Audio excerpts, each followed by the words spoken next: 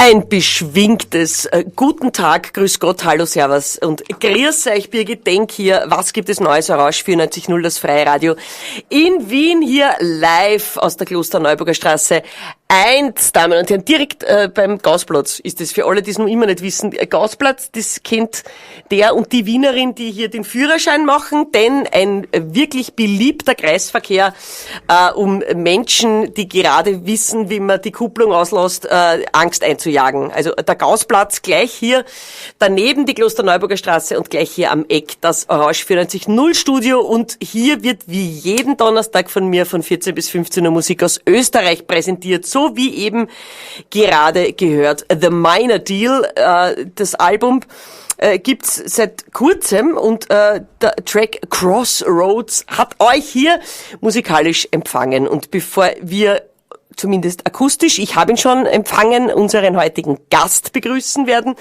gibt's noch was anderes, bevor wir dann wirklich dem Schaffen unseres Gastes unsere komplette Aufmerksamkeit widmen. Musik aus Österreich sehr unterschiedlich. Wir werden gleich wieder mal den Beweis antreten, Denn auf dem alle Jahre wieder erscheinenden Wien Musik Sampler, den Monkey zusammenstellt aus dem Jahr 2015, ist natürlich auch Wien Musik sehr unterschiedlich und bunt zusammengefasst.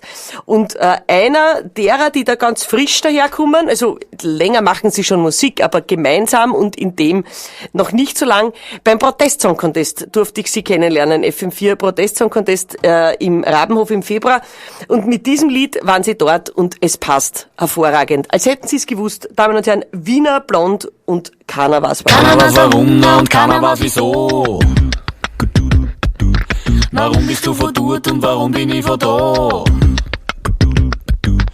Keiner weiß warum, keiner kann das recht verstehen. Manche haben's halt Arsch und andere haben's schön. Keiner weiß warum und keiner weiß wieso ist es auch so, dass du von du bist und nicht von da? Warum weiß es keiner kann es irgendwie verstehen. Du hast dort den Kids und Song und wir haben's da so schön. Casablanca, Zigaretten, Feuerwerksraketen, goldene Manschetten und Packe mit Tabletten. Warum hab ich das schon und warum hast du das nicht? Blöd. Wir wohnen in der Wohnung von der Mama. Das Taschengeld vom Papa, das ist der Spammer. Mit dem machen wir dann am Samstag Rambazamba. Jede Woche, weil wir wollen ja nichts versammeln. Wir wohnen in der Wohnung von der Mama. Das Taschengeld vom Papa, das ist der Spammer. Auf ein Navi und an Seite eine Pyjama. Andere Leute haben von uns so ein Standarddrama. Keiner weiß warum, keiner checkt, warum er das macht. Wir sind den ganzen Tag auf Facebook, sogar in der Nacht. Dass bei unserer Generation gleich die Wirtschaft kocht. Ist kein Wunder, wenn man so wie mir mit Wasser kocht. Spül die nicht mit und spül die lieber mit deinem Leben. So ein Jahrgang wie den hat's schon lang nimmer gegeben. Wir sind der Inbegriff von Orientierungslosigkeit, was unsere Lehrer von früher besonders gefällt. Wir wohnen in der Wohnung von der Mama. Das Taschengeld vom Papa, das ist der Spammer. Mit dem machen wir dann am Samstag Rambazamba. Jede Woche, weil wir wollen ja nichts versammeln. Wir wohnen in der Wohnung von der Mama. Das Taschengeld vom Papa, das ist der Spammer. Auf ein Navi und an Zeit an den Pyjama. Andere Leute haben von uns so ein Standarddrama. Drama. Jeder hat schon gehört und keiner hat's vergessen.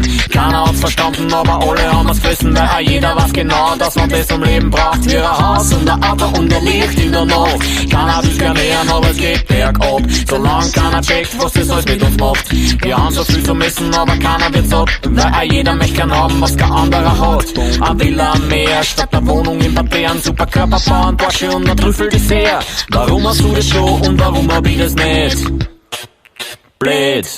Wir wohnen in der Wohnung von der Mama. Das Taschengeld vom Papa, das ist der Spammer. Mit dem machen wir dann am Samstag Rambazamba. Jede Woche, weil wir wollen ja nichts versammeln. Wir wohnen in der Wohnung von der Mama. Das Taschengeld vom Papa, das ist der Spammer. Auf ein Navi und an Seite an den Pyjama. Andere Leute haben von uns so ein Standarddrama. Ja, von sowas da haben wir, Damen und Herren, Orange 94.0, das Freie Radio in Wien. Und das sind Wiener Blond beim Protest Song Contest 2015. Hab ich dieses Lied zum ersten Mal gehört und jetzt befindet sich's bereits am Wien Musik Sampler 2015 natürlich im Handel erhältlich. Musik aus Österreich, Damen und Herren. Und wie jeden Donnerstag 14 bis 15 Uhr bei mir hier in der Sendung ein Gast. Oder mehrere, wenn es mehrere sind, die die Musikgruppe bilden. In diesem Fall haben wir es mit einem Einzelkämpfer zu tun, der sich auch einzeln hier im Studio versammelt. Ich begrüße ihn recht herzlich, obwohl der Name noch mehr spricht, nämlich Thomas Franz Riegler. Servus, Christi. Ja, hallo. Thomas Franz Riegler, bist du jemand, der das als Künstlernamen nimmt oder steht das tatsächlich mit Thomas Franz Riegler oder Thomas Franz? Erklär mal den Leuten, was ist denn da jetzt der Vor- und der Nachnamen? Also auf die Gefahr hin, dass sich das keiner merkt, weil das ist der Erfahrungswert der letzten 38 Jahre. Thomas ist der Vorname, ja. Dann kann man eine kleine Zäsur machen und dann würde ich sagen, Franz-Riegler ist der Familienname, welcher nicht durch Heirat entstanden ist. Sondern, mein Großvater ist adoptiert worden. Das war noch damals oft so, wenn Bauernhöfe keine Männer mehr gehabt haben, weil ja nach dem Krieg oft viele Männer nicht heimgekommen sind, hat er einen Bauernhof übernommen, wo er aber nicht aufgewachsen ist und da waren nur mehr Frauen, soweit ich weiß. Und er hat dann seinen Namen behalten und ist adoptiert worden, aber hat deren Familiennamen dazu gekriegt. und welcher war jetzt der Originalname? Franz. Und war das da. Riegler ist dann quasi dazu adoptiert worden? Genau, ja. Okay, Thomas Franz Riegler, also ist das nicht so ein klassischer, du bist verheiratet und deine Frau hieß mal Riegler oder so, sondern es ist schon älter. Also ich wüsste halt nichts. Der ist nicht Uns verheiratet. Musikern unterstellt mir allerhand, aber ich wüsste halt, wie gesagt, nichts. Ne? Du kannst dich zumindest nicht mehr aktiv dran erinnern. Nein, Du, wo bist du her? Also jetzt so kretzeltechnisch? kretzeltechnisch. Also seit einem Jahr bin ich nicht mehr von dort, also bin ich nicht mehr dort, wo ich bin. Es ist scheiße. Entschuldigung, das darf man sowas nicht sagen. Oh ja, darf man alles. Darf man alles, okay. Ich komme aus dem Mostviertel. St. Peter in der Au, falls das wer kennt, ist, wenn es wer nicht kennt, zwischen Steyr und Amstetten. Schon fast Oberösterreich. Was Aber sollte man- noch, dass diese Mostviertler immer darauf bestehen, dass sie schon fast Oberösterreicher sind. Wieso ist das Ich so? bestehe eh nicht drauf, aber die Leute sagen immer, nach dem Dialekt, du bist Oberösterreicher. Und ich bestehe eigentlich eher drauf, dass ich Niederösterreicher bin. Aber wenn jetzt wer sagt, nein, das klingt aber nicht nach Mostviertel, wie der redet. Nein, bin ich noch. 15 Kilometer circa Luftlinie. Und dann ist erst Oberösterreich. Genau. Obwohl eben eine Sprachverwandtschaft, weil kein Berg dazwischen. Wahrscheinlich, weil kein Berg dazwischen, wobei, also eben auch, ich glaube 1945 hat es da diese Demarkationslinie, hat das glaube ich geheißen, zwischen Russland und Amerikaner, dass sie das hat nicht angefärbt, schaut aus. Ja. Also in Steyr klingt total so wie ich jetzt. Ja. Ja. Obwohl du ja quasi damals, der Großvater, der Franz Riegler, der war ja dann schon russische Zone, ne, mit Ja, Niederösterreich, genau, und genau. die Amerikaner waren Oberösterreich drüben. Mein Herz nicht. nein, ich hab Man nicht. hört's Aber ja. da war ich eigentlich die meiste Zeit in meinem Leben mit einmal 5 Jahren Ausrutscher Studium des Schlagzeugs. An der, Warum nennst du das einen Ausrutscher? nein, das habe ich, das war jetzt, habe ich mir jetzt wieder in die Nesseln gesetzt. Nein, also bei die 38 Jahren war ich, nachrechnen, 32 Jahre davon im Mostviertel und eben 5 Jahre mal während dem Studium es war halbert, gebe ich zu, weil ich damals auch so aus beziehungstechnischen Gründen da so halb Mostviertel, ich war Montag bis Freitag auf der Uni und habe dann Samstag, Sonntag daheim bei der Freundin verbracht, was praktisch war, aber halt die schöne Zeit, die Freizeit habe ich in Wien nicht verbracht, kann man so sagen. Die schöne Zeit. Ja, die restliche Zeit war Uni-Zeit. Die schiere Zeit war er War dann. auf der Uni. Ja, bitte sehr. Und du bist aber so ein richtiger, also, du bist da, ich weiß nicht, manche Leute, die schreckt's dann immer, sobald ich das Wort sage, aber du bist ein Musikant. Also Ja. du bist jemand, der wahnsinnig viele Instrumente spielen kann, wo man, wenn man ein bisschen Uhren hat, nach 3 Minuten merkt, der hat das irgendwie mit der Muttermilch mitgekriegt oder so. Hast du immer musiziert? Ist das wirklich was familiär bedingt ist? Ist das so bei den Franz Rieglers üblich? Oder bist du da so der Ausreißer? Na, also grundsätzlich, meine Eltern haben schon zu Kirchenchor gesungen, solche Sachen damals, aber jetzt, dass von denen beiden jemand Musiker oder Musikant im weitesten Sinn gewesen war, sonst nicht. Aber ich bin der älteste von 3 Kindern, ich habe 2 Schwestern, die beide musikalisch sehr aktiv sind, aber ich bin halt der Einzige, der gesagt hat, okay, das ist mein Hauptding. Das wird mein Beruf. Vielleicht. Eine Also Profession. das war am Anfang, glaube ich, nicht der Plan, aber im Laufe der Zeit hat sich das halt so auskristallisiert. Und ja, Musikant kränkt mich in keinster Weise. Also wirklich, ich weiß, was du meinst. Manche sind da so gleich, die kriegen Ausschlag und Schweiß und Ja, so. ja, genau. Aber eigentlich ist das Schönste, finde ich, weil Musikant das ja einen menschlichen Aspekt hat. Musiker ist so steril für mich manchmal. Das ist nicht zum Angreifen eigentlich. Du, was würdest du dein Hauptinstrument nennen? Oder kann man das überhaupt so sagen? Ja, Hauptinstrument. Das ist jetzt in jetzigen momentanen Situation wirklich ein bisschen schwierig. Ich habe Schlagzeug studiert, ja. Das spiele ich aber fast gar nicht. Oder eigentlich gar nicht zurzeit. Am liebsten derzeit Gitarre. Wobei ich das erst seit, weiß ich nicht, 6, 7 Jahren mache. Aber das ist einfach das für mich vielseitigste und das kann ich überall hin mitnehmen. Und am geschicktesten, wenn man vorhat, ein Soloalbum aufzunehmen, oder? Weil mit dem Schlagzeug an sich, Ja, das schon geht, ja, aber... gibt's nicht. Es gibt ein Duo mit Adwenger, die waren da. Ja, die waren der Vorreiter. Ja, die waren da, aber sonst. Ja, es ist Soloalbum, wie du schon sagst, aber es steht sogar im Booklet diesmal drinnen, weil bei der ersten CD habe ich wirklich fast alles selber gemacht. Und bei der habe ich mir jetzt ein paar Musiker eingeladen, weil ich einfach mein Anspruch steigt und weil ich weiß, also bevor ich jetzt das 100 Mal aufnehme und es gibt so Sachen, die ich bei der ersten CD wirklich 80 bis 90 Mal gespielt habe, bevor ich zufrieden war, weil ich mir dachte, nein, da lohne ich mir, wenn ich der das auf Beim 2 Mal dritten macht Mal, ja, okay. und dann gehen wir auf einen Kaffee. Oder so. Das ist brav. Thomas Franz Riegler, anders heißt das Album. Seit wann gibt's das? Seit morgen. Seit morgen? Also seit morgen gibt Das es finde ich super. offiziell. Ja. Das war jetzt eigentlich ein günstiger Zufall. Ich habe es über Crowdfunding finanziert und somit die Leute, die mich da unterstützt haben, das waren 77 an der Zahl, die haben es schon seit Anfang Mitte Juli. Die haben schon vorhören dürfen. Genau. Und ab morgen ist es im Handel erhältlich? Hast du einen Vertrieb oder wie tust du? Also man kann es bei mir über die Homepage bestellen. Die da lautet? www.tom-bin-strom.at und sogar bis heute Abend nur beim Gewinnspiel mitmachen, der verlose 10 zur Feier des Tages und wird morgen dann ausgelost, wer das kriegt. Also wer da heute nicht zuschlägt, ist selber schuld. Ja, total. Und wer jetzt sagt, ich möchte die Katze im Sack nicht kaufen, ich will schon gewinnen in dem Fall. Ich möchte schon hören, was denn da drauf ist auf dem Teil, ja, auf dem Scheil, wie man sagt. Habe ich natürlich die Ehre, selbiges abzuspielen. Ist das jetzt Weltpremiere? Ich stelle mir es immer so drauf. Na, das ist jetzt keine Welt, aber es kommen heute noch. Also wir können heute noch schon eine Weltradiopremiere okay, machen. aber das ist schon gespielt worden. Das ist gespielt worden, weil das jetzt als Single im Juli erschienen ist und das mein erstes wirkliches Musikvideo dazu gemacht habe. Das man sofort findet, wenn man es eingibt im Internet. Ja, im Internet Ja. Freistadt. Freistadt. Und dürfen wir davon ausgehen, dass es sich hierbei trotz anderer Schreibweise um die Stadt handelt? Ich hab's für die Stadt Freistadt geschrieben, für einen Kabarettwettbewerb wollte ich mich einschmeicheln, aber es hat mit der Stadt überhaupt nichts zu tun, weil das liegt am Refrain, man wird's merken. Bitte, wir wollen das doch auf gar keinen Fall verraten. Denk halt die Klappe, Freistadt, bitte sehr.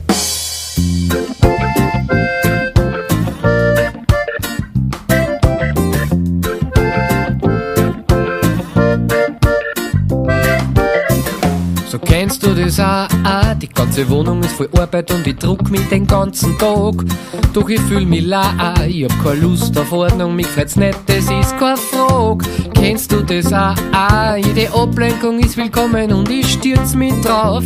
Heute ist so schwer, mach mir schon wieder einen Kaffee und dreh den Fernseher auf.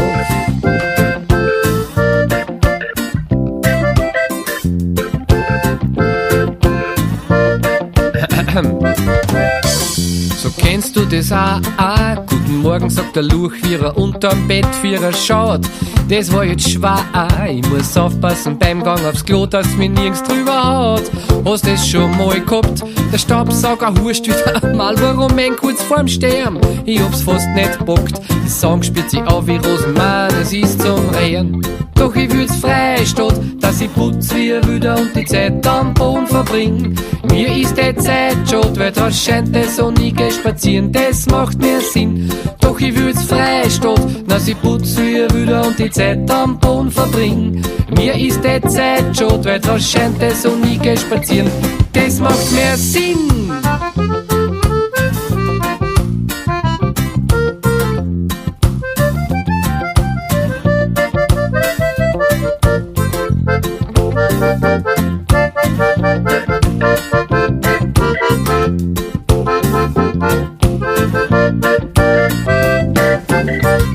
Ja, brav waren's die Kotzen, haben schon gejagt in der Früh, waren erfolgreich ist es gut, doch es ist zum Kotzen. Sie haben halt den Vogel in der Wohnung gut verteilt, alles voller Blut. Sie ist höchste Zeit gewesen, weil im Biomüllgübi schon wieder mal was wächst. Und das ist nicht schön, weil ich die Reaktion kenn und auch schon weiß, was du sagst. Doch ich würd's Freistadt, dass ich putz wie ein Wilder und die Zeit am Boden verbring. Mir ist die Zeit schad, weil draus scheint die Sonne spazieren, das macht mehr Sinn. Doch ich würd's Freistadt, dass ich putz wie ein Wilder und die Zeit am Boden verbring. Mir ist die Zeit schad, weil draus scheint die Sonne spazieren, das macht mehr Sinn.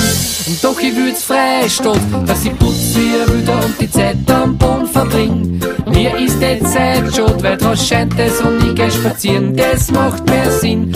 Doch ich würd's Freistadt, dass ich putz wie ein Wilder und die Zeit am Boden verbring. Mir ist die Zeit schad, weil draus scheint die Sonne spazieren, das macht mehr Sinn. Oh yeah, Damen und Herren, Rausch 94.0, das Freiradio in Wien, Birgit Denke, Musik aus Österreich, und das ist Thomas Franz Riegler, Anders, das Album, das war der Opener Freistadt, und morgen ist die offizielle Geburtsstunde dieses Albums, ab da wird es erhältlich sein. Auf der Homepage gibt es heute noch die Möglichkeit, das Album zu gewinnen. Ja, heute kann man es noch gewinnen.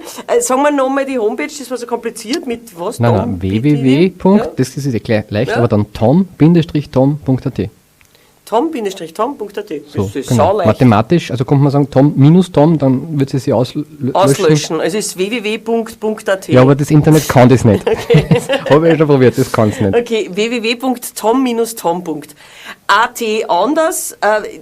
Hast du dir da vorgenommen, weil ja das dein zweites, schreibe mir selber die Musik und spiele alleine, da hast du jetzt aber leider gelernt, aber war das so der Arbeitstitel fürs zweite Album, dass du dachtest, so, jetzt wird alles anders? Das war nicht der erste Titel. Der erste Titel, weiß ich gar nicht mehr jetzt, wie der geheißen hätte. Es war auf jeden Fall so, dass ich mir selber so einen Druck gemacht habe, weil ich mir natürlich das erste Mal in die Situation komme, meine zweite CD zu machen. Ja, die erste ist natürlich speziell, das ist kann man nicht irgendwie beschreiben. Und dann kann er fast nichts falsch machen bei der ersten, wenn man sich denkt, ich mache einmal. Fangen wir mal an, schauen wir, wie es wird. Genau. Und die zweite möchte man natürlich auf keinen Fall unter dem von vorher haben. Ja. Das ist das, was mir klar war. Und dann haben wir gedacht, das muss ganz banal, es sollte ein bisschen besser sein, es sollte ein bisschen erfolgreicher sein. Solche Sachen, die man halt alle irgendwie nicht planen kann, so konkret. Und das hat mich so genervt, nach 2-3 Wochen habe ich mir gedacht, nein, also so nicht, wir machen es nicht besser, nicht gescheiter, sondern ich mache es einfach anders. Tada! Da, da, da, da. Und dann habe ich mir gedacht, unter dem Thema anders kann ich so viel reinpacken. Was ich auch gemacht habe, es sind 16 Lieder auf der CD. Also ein Konzeptalbum. Fast. Es ist natürlich sehr auch textlich dicht. Ja, auf jeden Fall. Schreibst du zuerst den Text oder gleichzeitig? Verschieden. Also ich glaube, es hat sich eher auskristallisiert in letzter Zeit, dass es zuerst den Text gegeben hat, weil ich halt auch vielleicht auch als Schlagzeuger, aber über diese Rhythmik des Textes und der Reime oft schon Melodien oder zumindest rhythmische Geschichten im Kopf habe, die ich dann als Melodien ausformen probiere. Das ist meistens jetzt so Text und dann entsteht entweder da was oder wenn ich auf der Gitarre was entdeckt habe, weil ich kenne mich auf der Gitarre nicht aus. De facto, ich lerne dazu, aber du das sagst, was ist das für ein Ton? Ich weiß nicht, aber er passt da nicht dazu. Das kann ich nicht so. Und so lerne ich dann immer nur auf der Gitarre neue Sachen. Und wenn ich dann was kann, was mir taugt, dann schaue ich oft, geht es wieder einen Text zusammen oder muss ich mir einen einfallen lassen? Das ist dann irgendwie Bausteinsystem. so in etwa, ja. Das mache ich ja live auch nicht recht anders. Live bist du dann aber, obwohl du hier auf dem Album Gaststars versammelst. Was für welche? Ja. Bevor wir auf die näher eingehen. Wenn du jetzt aber live spielst, bist du alleine. Derzeit bin ich live alleine, ja. Aber nicht einsam, ich bin alleine. Und hast dir auch elektronische Unterstützung geholt. Genau, für alle, die das nicht kennen, ist so ein lustiges Brett, das am Boden steht mit lustigen Blinklichter drauf und nennt sich Loop-Gerät und man kann da was einspülen und das wiederholt dann dasselbe Gescheite oder denselben Blödsinn endlos. Und man kann immer wieder drüber aufnehmen, aber es ist ja kein Geheimnis mehr heute so. Und du bist aber der Erste, den ich gesehen habe, der sich dieses Ding, das ist ja viel Leute, jetzt eine Zeit lang war der Riesenhype, da ist ja alles nur mehr über die Loopmaschine gerannt, zumindest der Erste, den ich gesehen habe, der dieses Kastel auch dazu nutzt, Publikum damit einzubauen. Das, ja, weiß ich nicht, ob ich der Erste bin, ich habe auch sonst noch Ich nie habe das gesehen. noch nie gesehen. Noch nie, ne? Ich glaube, diese Kutzpe, weil da kann ja einiges zart werden, wenn der nicht gleich behirnt, was er tun soll, kann das ja kann länger dauern. Aber das ist ja dann auch der Witz an der Sache. Wie bist du auf das gekommen, dass du lässt Menschen etwas sprechen, das du dann ins Lied einbaust, das Genau. du eben live aufnimmst auf diese Festplatte. Ja?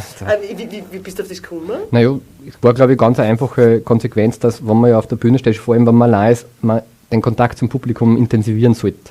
Wenn ich auf der Bühne für mich spiele und dann vielleicht auch noch irgendwie wegschaue, das war ja nicht zielführend. Vor allen Dingen, dass ja noch so ein Keyboard vor dir steht, ist ja also an sich schon mal wieder so eine Barriereartig. Ja. Und da habe ich mir eben dann gedacht, warum nicht probieren, ob das vom Publikum wer machen könnte. Und es hat eigentlich meistens funktioniert. Natürlich, was ich schon auch gemerkt habe, ist, ab dem Zeitpunkt, wo du wen auf die Bühne holst, der da was einbauen soll, bist du auch verantwortlich für die Person. Also, weil ich will die nicht kränken, ich will es nicht bloßstellen. Das ist immer so ein Grenzgang, wo man ganz behutsam sein und nett. Aber es ist eine super Geschichte und es hat bis jetzt eigentlich immer funktioniert. Einmal hat es echt lang gedauert. Ist das Lied drauf? Das war eigentlich sogar das nächste. Ist das super. Ja. Das nächste, das ich gern spielen würde. Wie heißt es? Ich hab's nicht. Das Lied heißt, während dem Autofahren Doch, tippen genau. ist total gefährlich, wo wir möglicherweise, wenn man genau hinhört, eine sehr gute Bekannte von uns stimmlich wiedererkennen werden. Genau, und das, was da jetzt diese Dame spricht, ist normalerweise dann von dir jemand aus dem Publikum, der das macht. Genau, so ist es. Damen und Herren, Sie können also zu Hause mitmachen. Ist ein Mitmachlied, auch im Radio. Auf jeden Bitte Fall. sehr.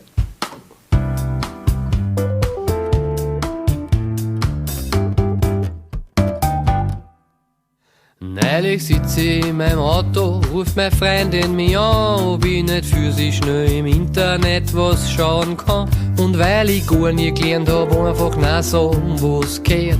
Hab beim Fahren im Handy schnell was tippt, ganz unbeschwert. Weil ich mein Schatz ja gern jeden gefallen tue, wo's geht. Hab in dem konkreten Fall jetzt Straß verlassen, echt blöd. Und unser gemeinsames Auto, das was war erst ein Jahr, gegen einen Birnbaum geparkt, das war blöd, wirklich wahr. Und wie ich meine Freundin dann anruf, sag sie echt ganz ehrlich: Während dem Autofahren tippen ist total gefährlich. Daraufhin war ein paar Wochen die Stimmung eher mies, ist auch irgendwie klar, weil's aufs Auto angewiesen ist. Und drum haben uns ihre Eltern ihr zweites Auto geborgt.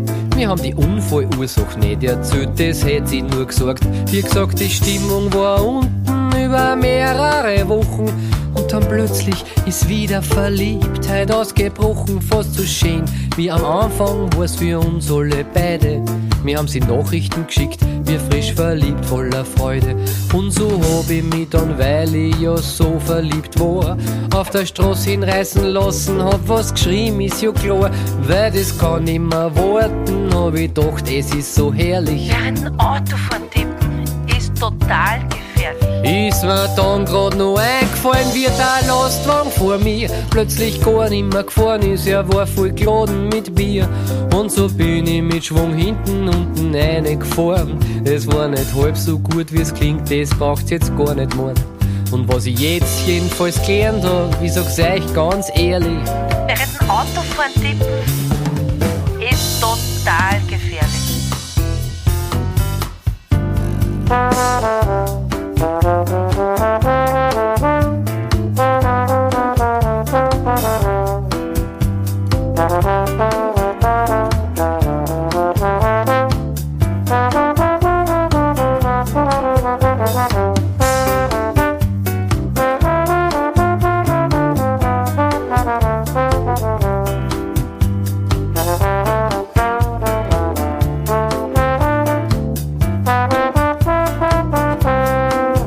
Und 2 Autos in 2 Monaten, das ist echt nicht wenig. Und so viel Pech in kurzer Zeit, das hab ich nur selten gesehen. Zum Glück hat die Vollkasko zumindest unseren Wagen ersetzt, weil's vom SMS nichts gewusst haben, es hat keiner betzt. Ich hab ein Klick gehabt, weil so richtig schwer verletzt war ich nie. Einmal ein gebrochener Finger, dann ein richtig blaues Knie. Doch was am meisten weder hat, das war der Blick der 2 Frauen, meiner verärgerten Freundin und ihrer Mom in den Augen schauen. Ich hab mein Leben lang noch nie so konzentriert erlebt, wie Blicke töten könnten und man glaubt, die Erde bebt. Und wirst die innerhalb Sekunden fühlst wie ein Bub mit 5 Jahren. 2 bestrafende Mütter, das ist hart, wirklich wahr. Doch das Bittere dran ist, war meine Freundin nicht gewesen. Ich hätt ja beim Fahren nix tippt oder gar SMS gelesen. Und ich hätt den ganzen Schmerz mir seelisch und körperlich gespart. Ich weiß jetzt, dass man nix tippt, wenn man mit dem Auto fährt. Weil das ganze Handy klumpert, ist total entbehrlich. Und Während dem Autofahren tippen ist total gefährlich.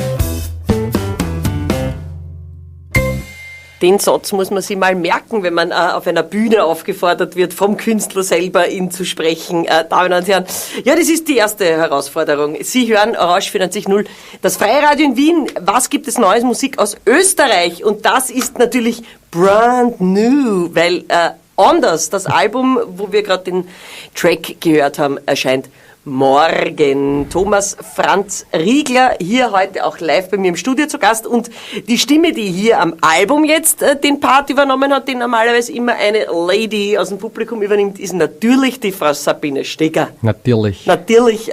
Bei der spielst du in der Band? Bei der spiele ich in der Band, ja. Was spielst du so? Ich spiele Geige, ja, und Basstrompete und darf was mitsingen manchmal. Ja, was ja bei der Sabine Steger ihre Lieder relativ anspruchsvoll ist, weil die hat ja, finde ich, wahnsinnig komplexe Mitsingteile, oder? Ja, die Refrains sind oft unterschiedlich, blöderweise. Oder auch die zweistimmigen, dreistimmigen Sachen sind dann oft jede Zeile, jeder Text eine Spur anders.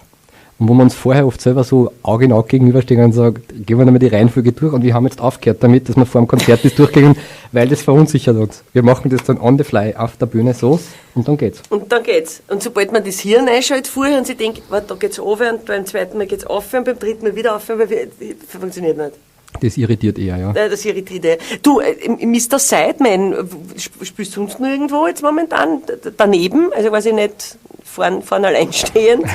Alleinstehend, genau. Suchend, alleinstehend. Nein, derzeit nicht. Also voriges Jahr im Herbst habe ich die Gelegenheit gehabt, mit der Koshiva, der Daniela Wimmer, so eine Deutschland-Tournee zu spielen. Das war recht leibend. Was hast du da gespielt? Da habe ich Cajon Percussion gespielt und auch ein bisschen gesungen.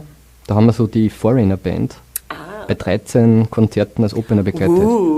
Ja. Aber cool. Das war lustig. Und sind sie dann hergekommen, die Foreigner-Leute, und haben gesagt, that was really great, my friend? Oder sind das solche, die man nie sieht? Na ja, natürlich. Ja. Aber klar, dass der Mick Jones, das Urmitglied quasi, der ist 70, wir spielen immer noch 130 Konzerte im Jahr. Arg. Also haben schon reduziert. Arg. Gesagt. Ja, wir haben schon natürlich Kontakt gehabt mit den Herrschaften, aber die sind auch froh, wenn sie Ruhe haben nachher. Jeden Tag woanders. Aber für mich war das ein Ereignis, so vor 1000, 2000 Leute in, ist nicht, Berlin im Admiralspalast oder da gibt es so. Ja dann in der Popmusik äußerst häufig zu finden, wenn man sich dann selber promoten muss, von will es ja kein Red, Leute, die dann in ihren Pressetext dann das sofort schreiben würden. Also in deinem Pressetext müsste eigentlich sofort drinnen stehen, Thomas Franz Riegler und dann schon mit Foreigner war ja ein ganzes Jahr lang eigentlich. auf Tour oder so, oder? Ach, Schatz, ja. Ja, Das habe ich nicht gemacht. Verdammt, wirklich. Ja, aber das habe ich glaube, ich habe über das noch nicht nachgedacht, aber jetzt auch nicht drüber nachdenke. Das würde ich machen, wenn ich als Vorband gespielt hätte, zum Beispiel. So wie, ich weiß nicht, der Cap Mo vor der Tina Turner. Wenn der sagt, er war mit Tina Turner auf Tour, ist okay. Okay. Da würde ich das jetzt nicht machen. Okay, schade. Aber ja. die Leute wissen es jetzt zu Hause, wie so gehört haben. www.tom-tom.at. Wenn Sie diese Homepage besuchen, werden Sie ins Universum von Thomas Franz Riegler aufgenommen und können dort auch gleich die CD möglicherweise noch gewinnen, die ab morgen im Handel erhältlich sein wird. Download nehme ich an. Download sowieso. Aber Download über sowieso? meine neue Homepage, die gibt es erst seit 2 Wochen so neu, so, das ist noch ganz neu jetzt halt, und schön, Wunderbar. wunderschön. Ja. Genau, über die kann man es dann bei mir direkt bestellen, wenn wer was in Hardware in der Hand haben will. Ja. So, und sagt, ich möchte gerne die schönen Fotos haben, die da drinnen sind. Ja. Oder den Bitte Künstler sehr. ein wenig direkter unterstützen vielleicht. Und direkter unterstützen kann man auch, Damen und Herren, Menschen, wenn man auf deren Konzerte geht und brav Eintritt bezahlt. Wann wäre denn wieder die Möglichkeit dazu? Also das nächste, eben morgen, CD-Präsentationskonzert in Steyr zwar. Und ich weiß, wenn wer jetzt sagt, das ist von Wien zu weit weg, ich weiß, ich kenne jemanden, der da hinfährt. Nur deshalb, also es ist natürlich nicht ums Eck, aber man kann dort hinfahren. Und die nächsten werden dann in Niederösterreich sein. So rund um meine Heimat. Weidhofen an der Ybbs im Oktober, St. Peter in der Au, da wo ich herkomme, Ende Oktober. Und die Termine sind alle fein sortiert auf der Homepage. Sowieso. Und hat es dir jetzt eigentlich kurz nachdem du ja auf dem Album Gäste auch eingeladen hast, mit dir zu musizieren und du normal eben alleine auf der Bühne bist, hat es dir nicht irgendwie gejuckt zum sagen, vielleicht mache ich 2, 3 so Special-Konzerte, wo ich mit mehreren Leuten spiele? Und wie? Und das ist auch jetzt irgendwie so mein Sommerwunsch für nächstes Jahr. Weil jetzt gibt es die CD, jetzt gibt es die Lieder, die sind jetzt arrangiert für Band. Und ich weiß auch von den Leuten, die da mitgespielt haben, dass die da mitmachen wollen. Also ist der Plan für mich nächstes Jahr vielleicht 3, 4 Konzerte, gerade so Sommerbühnen gibt es ja einige und da bin ich ja schon mit einigen in Kontakt. Mal schauen, ob sich da was ergibt, dann würde ich das erstmals mit Band probieren. Wer war denn da so dabei jetzt am Album? Wenn man mal ein bisschen, wie der Amerikaner sagt, Name-Dropping. Name-Dropping, ja, well. Die Sabine Stieger haben wir erwähnt. Gitarristen habe ich mir das mal 3 Stück geleistet. Das ist unglaublich, oder? Wahnsinn. Aber auch deshalb, weil ich finde, jeder hat irgendwie natürlich so sein Steckenpferd. Der Ludwig Ebner, der beim nächsten Lied dann Gitarre zum Beispiel gespielt hat, ist für mich einer der vielseitigsten Gitarristen, wenn es um Pop und so Songwriting-Sachen geht, weil du sagst, ich hätte gern das, sollte klingen wie, und passt das so? Muss man meistens dann ja sagen. Man mäkelt dann nur in irgendeinen Ton damit man was gesagt hat. Vielleicht, ja. Dann den Heinz Fallmann, das war ein Musikschullehrer-Kollege von mir in Weidhofen an der Ybbs, und ich weiß, der steht so ein bisschen auf so Country-Zeugs. Und der hat mir dann irgendwie da bei 2 Nummern so mitgespielt, und der Wolfgang Sams aus Linz, der sich eine Zeit lang einmal beschäftigt hat mit afrikanischer Popmusik Und der halt wirklich so ganz typische Gitarrenlinien, die zum Zuschauen und zum Zuhören schon extrem verwirrend sind. Das macht er halt so, ist das gut so? Und du kannst den Mund nur offen lassen. Okay. So kann man auch spielen. Genau, das waren die 3 Gitarristen und der Peter Gruber hat Bass gespielt, also die E-Bass-Sachen, und die Gina Schwarz hat bei 2 Kontrabass gespielt. Wunderbar. Ja, wunderbar. Und jetzt hören wir uns was an, wo der Ludwig Ebner, ein vertrauter Name. Ja, für manche in dem Raum sehr vertraut. Für mich sehr vertraut, ein vertrauter Name, Gitarre gespielt hat. Genau, das Lied heißt Traudi und ist nicht der Traudi gewidmet.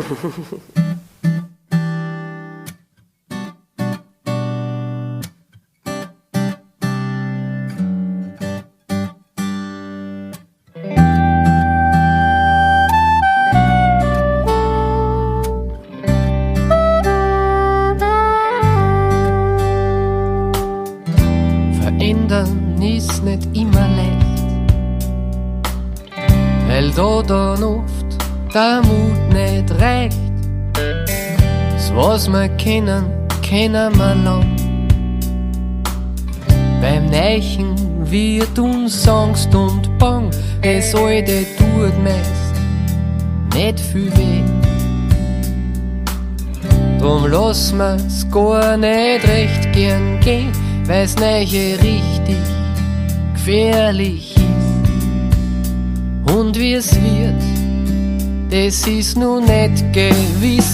Trau dich drüber herst, geh weiter, bläder kannst nicht werden, nur gescheiter. Probier's mal anders, so ist bisher. Das Leben hat für dich nur viel mehr.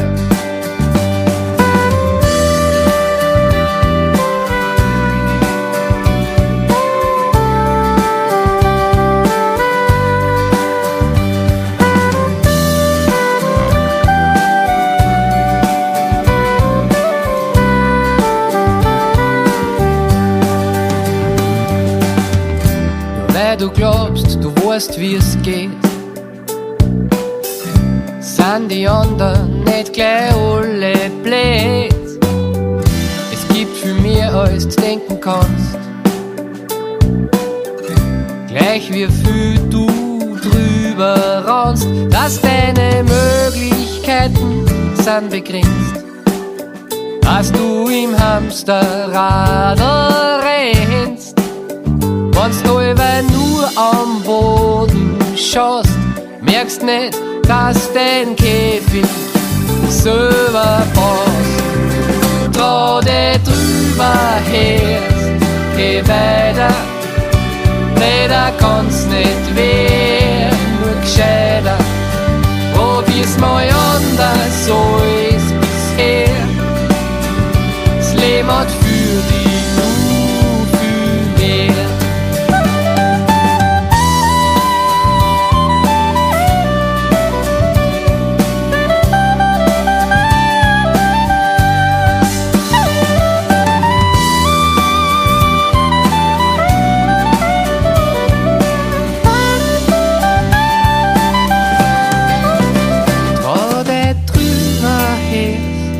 Geh weiter, leider kann's nicht werden, nur gescheiter. Probier's mal anders, so ist bisher. Das Leben hat für dich nur viel mehr. Trau dich drüber herst, geh weiter, leider kann's nicht werden, nur gescheiter. Probier's mal anders, so ist bisher. Das Leben hat für dich nur viel mehr.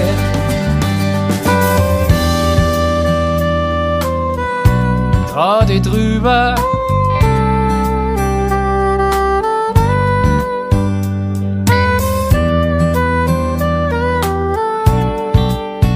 Das Leben hat für dich nur viel mehr. Traudi zu finden am Album Anders von meinem heutigen Gast, Thomas Franz Riegler, der ab morgen dieses Album persönlich nach Bestellung auf www.tom-tom.at in vorbereitete Kuverts stecken wird und Ihnen versendet, wenn Sie selbiges haptisch haben wollen, wenn Sie sagen, ich bin schon die MP3-Generation, dann gibt es natürlich das Album als Download auf den üblichen Plattformen. Du, viel Text natürlich, viel Geschichten, also würdest du dich selber als Liedermacher in dem Fall bezeichnen? Ja, sicher auch. Also ich habe schon echt überlegt, wie würde ich es benennen. Liedermacher hat halt in manchen Gegenden einen komischen Beigeschmack. Das ist aber so wie Musikant und Musiker. Ja. Dann habe ich es einmal als Musik und Geschichten bezeichnet. Das war mein erstes Programm, habe ich dann so irgendwie, jetzt habe ich auf Musik-Satire umgeschwenkt, weil ich mir mal, Musikkabarett ist es nicht wirklich und jetzt schauen wir, aber es ist, wenn man ganz ehrlich ist, wenn man es ein bisschen intensiver betreiben will, braucht es einen Namen, dass die Veranstalter und auch das Publikum das greifen können. Was kriege ich da? Was erwartet mich? Genau. Ja. Und das kann man ja ganz pragmatisch sehen, wenn man mit Leuten ins Wirtshaus essen geht, in einem Wirtshaus, wo es schon Waren bestellen, zu 90% das, was dort schon mal gegessen haben. Obwohl 20 andere Speisen auf der Karte stehen, aber da kann man nichts falsch machen. Ne? Hexensmal ist so ein verrückter Typ, die gibt's auch. Es gibt so crazy Leute, die dann absichtlich immer alles ganz anders. Die wilden Hund. Ja, aber die sind ja, aber wozu? Wozu sowas riskiert? Also wozu was riskiert? Also du kehrst dazu nicht zu den wilden Hund quasi. Live zu sehen morgen in Steyr, werte Damen und Herren, alle anderen Termine, wie gesagt, eben auch auf der Homepage. Nächstes Jahr ist das große Ziel, der liebe Thomas Franz Riegler möchte mit Band auftreten, ein bisschen auch im größeren Rahmen, mehr Leute, mehr größere Bühne. Steht so auf meiner Wunschliste, zumindest für den Sommer, weil im Sommer bietet sich das eigentlich an. Ja.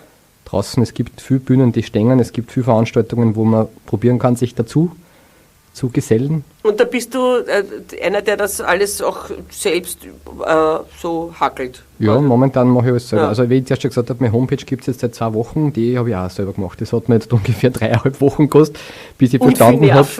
Ja, doch. Ja. Bis ich verstanden habe, wie das Ding wieder, das ist ein bisschen anderes System als vorher. Aber gut, ich habe jetzt auch die Zeit dazu, weil ich auch jetzt nur mehr Musikant bin oder freiberuflich bin seit September, nicht mehr Schlagzeuglehrer. Ja. Und wenn man doch vielleicht hilft es was, wenn ich die Zeit auch nutze. Ne?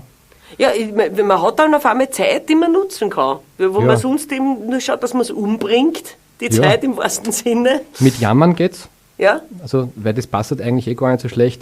Mit Jammern konnte man natürlich auch die Zeit füllen, das geht total gut und das kann ich auch. Also wenn wer da Nachhilfe braucht, das kann ich total. Ich beschäftige mich selber nicht mehr so gern damit, weil es hinterlässt immer so einen Nachgeschmack. Aber grundsätzlich ist Jammern ja was Schönes, weil es beschäftigt und du kriegst Aufmerksamkeit.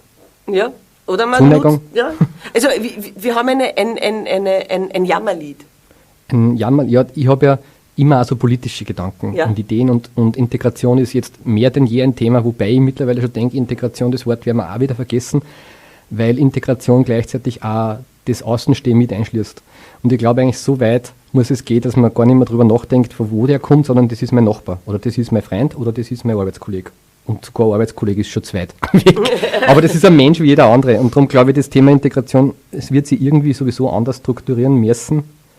Und jetzt zu fragen, ob das irgendwie machbar ist, dass da so viele Leute kommen. Die Frage braucht man nicht mehr stellen. Die Frage ist jetzt nur, da wir mit oder da wir nicht mit. Genau, bin ich dabei oder jammer ich lieber drüber? Genau, Ja? und ich habe mir eben gedacht, wie erkennt man voll integrierten Zuwanderer eigentlich? Und ich habe mir das anhand von einem Inder überlegt. Die Inder grüßen sich ja mit Namaste. So Verehrung dir heißt das ungefähr. Und die Idee war dann dahinter, wenn er voll in Wien integriert ist, sagt er nicht mehr Namaste, sondern Yamaste. Das ist der Titel von dem Lied. Und das hören wir uns natürlich sofort an, bitte sehr.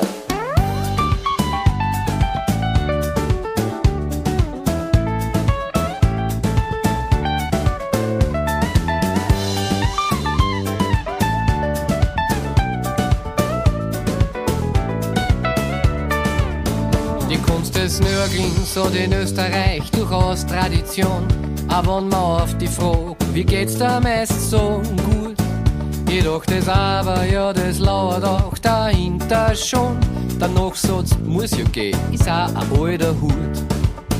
Du, wenn du glaubst, dass Unzufriedensein ein Selbstläufer ist, dann irrst du sehr, das muss man hart trainieren. Und auch von heute auf morgen lernst das nicht. Ja, das ist gewiss, das muss der Lebensinhalt werden, das muss man gespielen. Drum singen wir Jammerste nur als Erinnerung dran, nicht dass wir unabsichtlich mal darauf vergessen. Da meistens dann wir sie, weil das bei uns fast jeder kann. Oft tun sie leid wie im Duell, auch damit messen. Das Wichtigste ist bei der Vorbereitung von echtem Frust, dass der Wille nichts zu ändern sein muss, stark. Ganz gleich wie viele Angebote du dabei ablehnen musst und dass die positive Sicht dich blenden mag.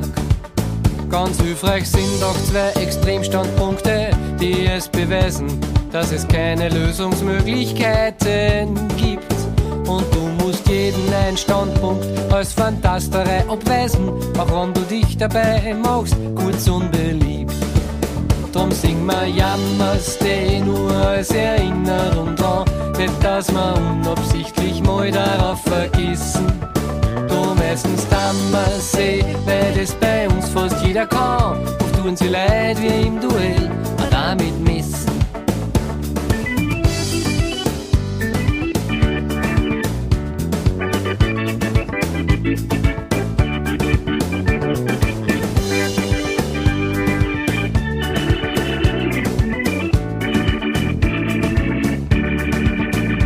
Lösungsmöglichkeiten sind der Feind der Unzufriedenheit.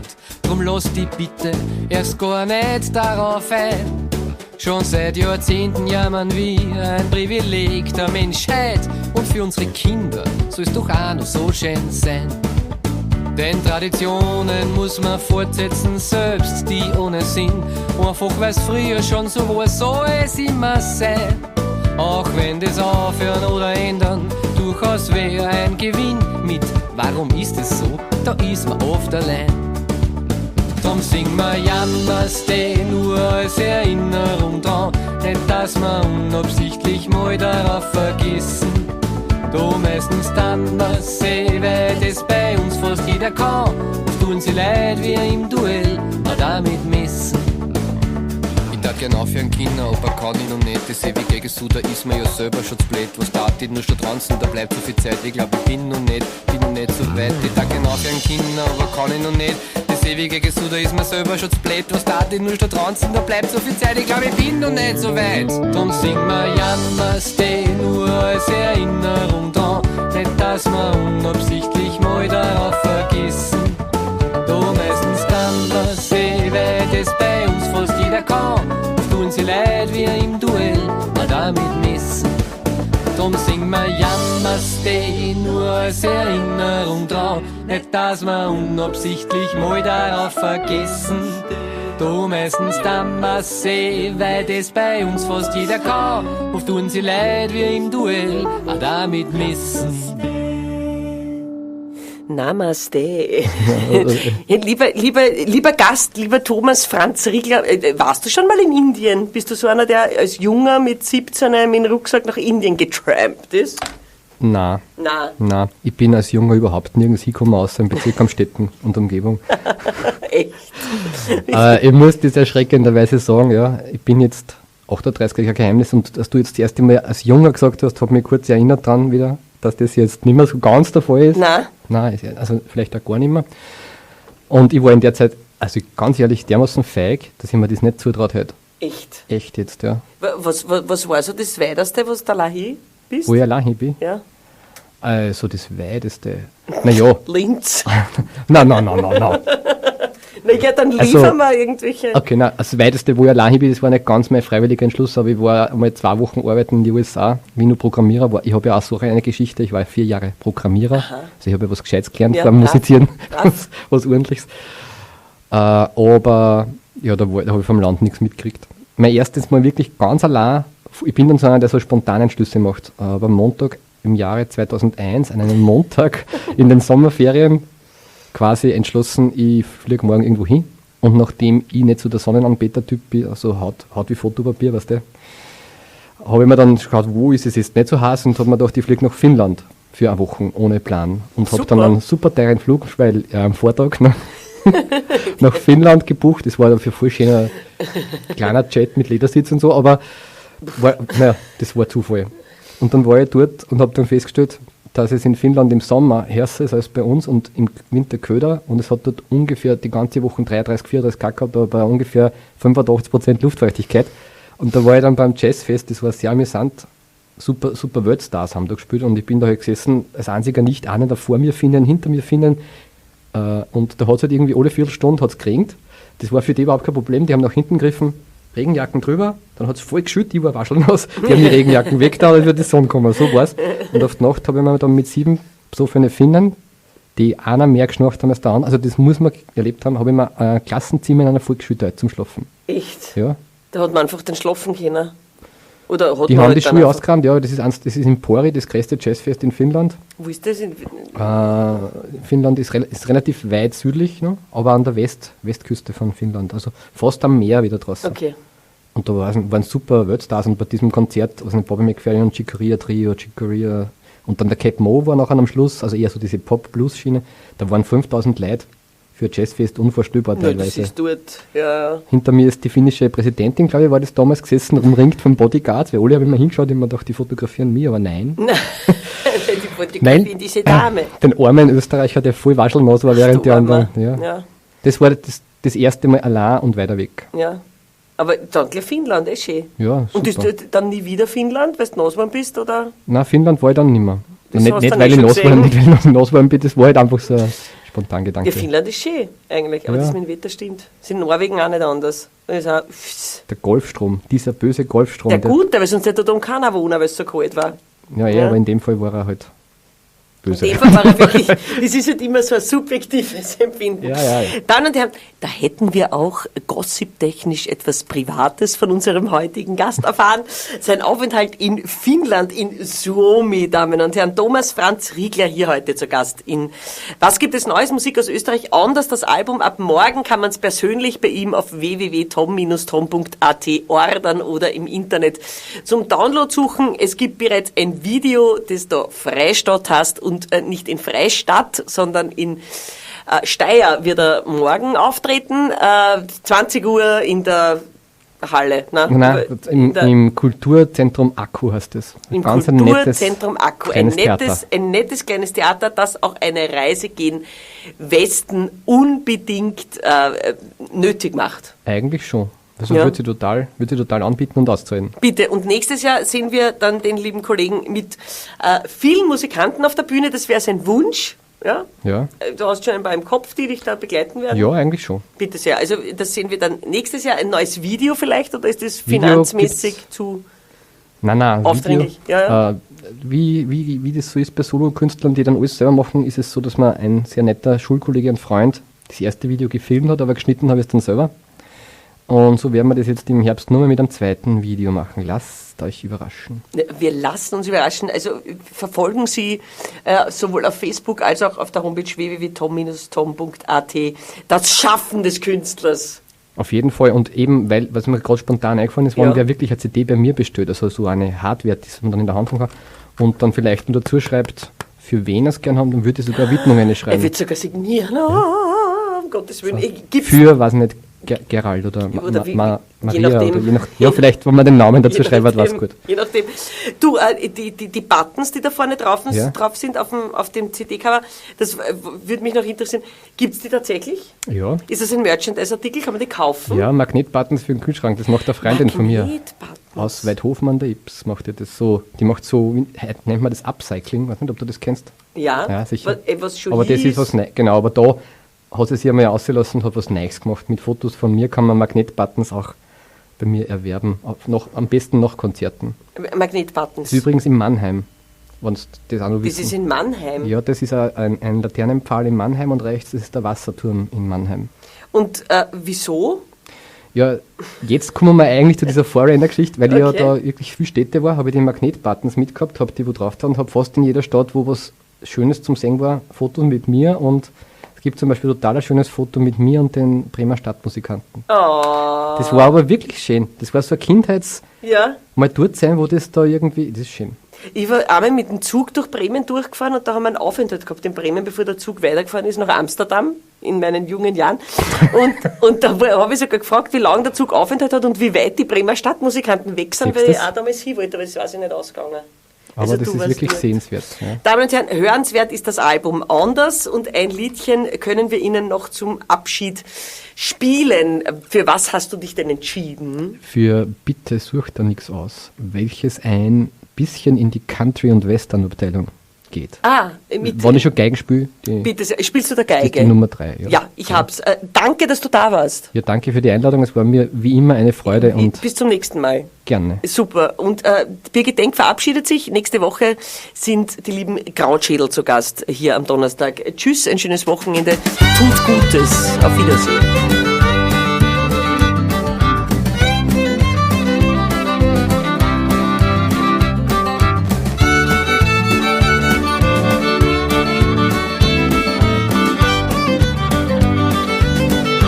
Bitte such da nix aus.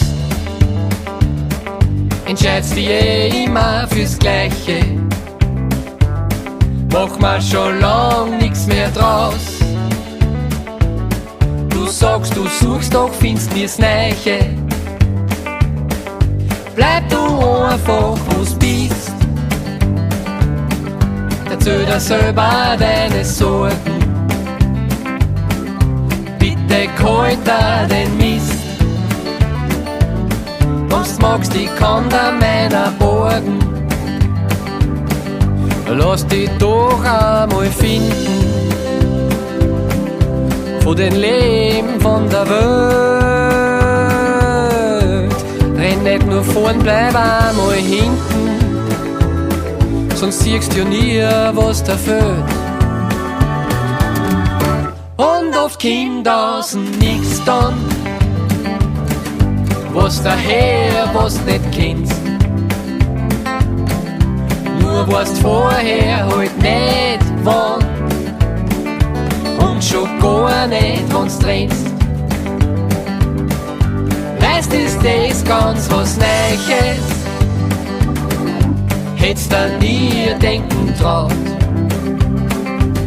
Weil denken kannst du nur Gleiches oder nur was gleich ausschaut.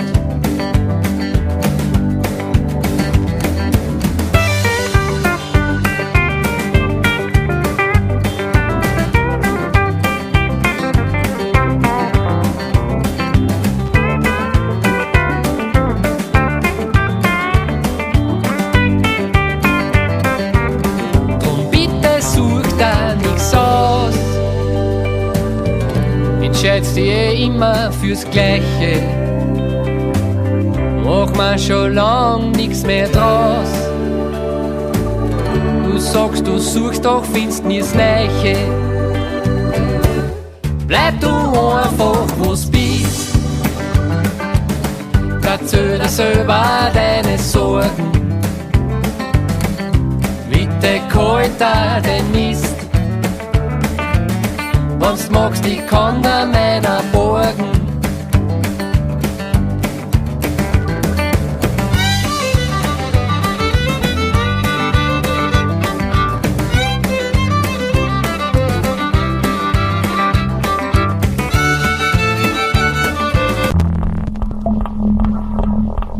Orange 94.0, das Freiradio